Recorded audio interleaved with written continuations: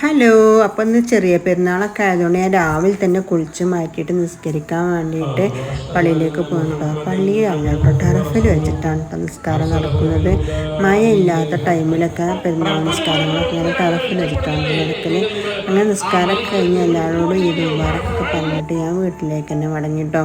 അപ്പോൾ റാമിൻ്റെ കസിനായ അമ്മിനും കൂടി ഫുട്ബോളൊക്കെ ഇങ്ങനെ കളിക്കുകയാണ് കേട്ടോ. അപ്പം ഞാൻ ഇന്നിവിടെ ഫുഡൊന്നും ഉണ്ടാക്കിയിട്ടില്ല കേട്ടോ, പെരുന്നാളൊന്നും ഉണ്ടാക്കിയിട്ടില്ല.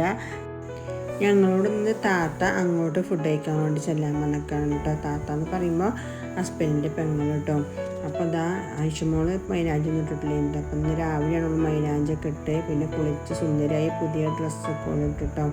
അങ്ങനെ ഞങ്ങളൊക്കെ ഡ്രസ്സൊക്കെ മാറ്റിങ്ങണ്ട് ഇതാ മൂത്തച്ഛൻ്റെ വീട്ടിലേക്ക് ഇതാ വന്നിക്കാണ് കേട്ടോ. അവരൊക്കെ കാണാൻ വേണ്ടി വന്നു. അപ്പം അവരവിടെ ഫുഡൊക്കെ ഉണ്ടാക്കി വെച്ചിരുന്നു കേട്ടോ. അപ്പം ഞങ്ങൾ എന്ത് ചെയ്തു, ചെമ്പട്ടിയോടൊക്കെ ഫുഡൊക്കെ മേശപ്പുറത്ത് കൊടുന്ന് വെച്ചുകൊണ്ട് ഞങ്ങളെല്ലാവരും അതൊക്കെ വിളമ്പി കഴിച്ചിട്ടോ. അപ്പോൾ അവിടെ ബീഫ് ബിരിയാണിയാണ് കേട്ടോ ഉണ്ടാക്കുന്നത്.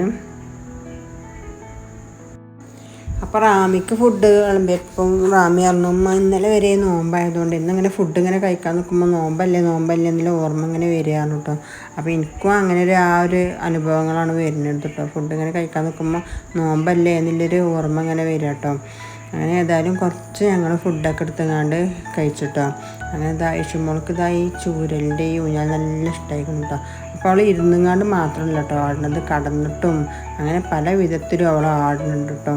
അപ്പുറത്തെ റൂമിൻ്റെ റാമിയും അമ്മിയും കൂടി പെരുന്നാളൊക്കെ ആയിട്ട് മൊബൈൽ മേലാണ് കേട്ടോ അധികം നേരം കളിക്കുന്നത്. അവർ രണ്ടാളും ഗെയിം കളിക്കുകയാണ്.